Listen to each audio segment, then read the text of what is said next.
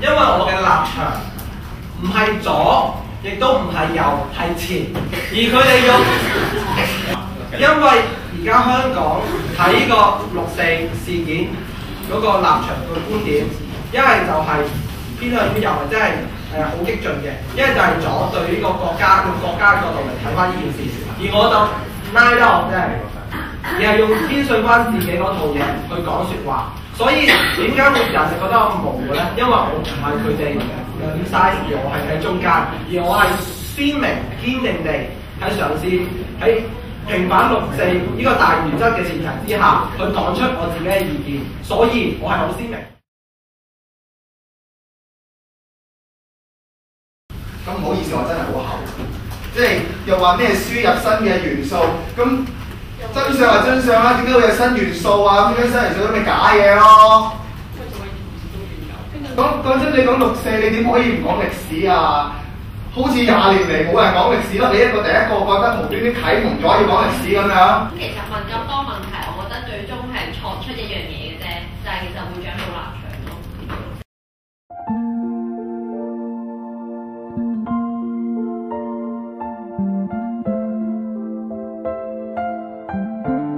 敢於提出自己嘅想法同觀點，引起嘅同學對呢件事嘅關注，引起社會對呢件事嘅關注。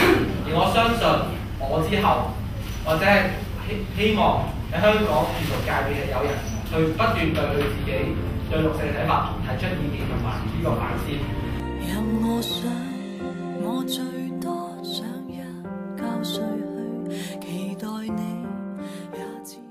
咁我想問下，食同埋住啊、溫飽嗰啲係咪人權咧？都係呢啲。你可以去山區嗰度問下一個農民，問佢人權包唔包溫飽，包唔包食物？但係而家同學係問緊你，係問緊山區嘅人。即係我唔識答，我唔識答，我唔識答。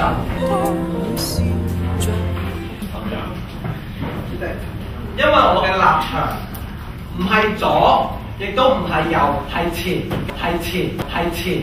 因為喂大佬啊，你講一啲乜鬼嘢喺度？會喺大家國家利益啊，即係喺啲大義上面着想。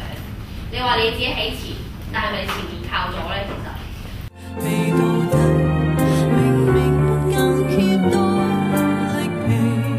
天安門係冇流到一滴血嘅噃。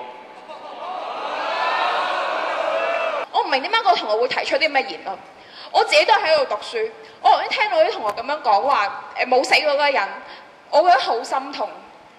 我想看你可不可以暫時別要睡，陪着我就最初相識我當時未怕淚。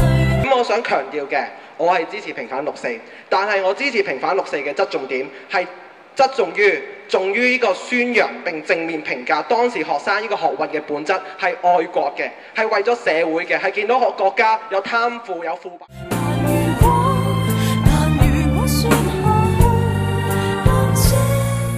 呢幾日我出街，俾人知道我係港大嘅學生，我都覺得面目無光。網上面啲人話，覺得港大因為陳一岳而變到下等，覺得好失望。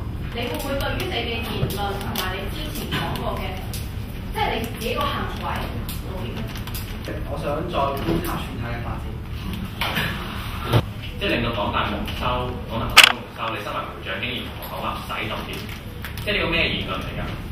我講話1時3刻係蒙羞，我咁樣講咗，係因為我相信歷史係會對我哋香港大學係公平嘅，因為我引起嘅風波令到港大同學。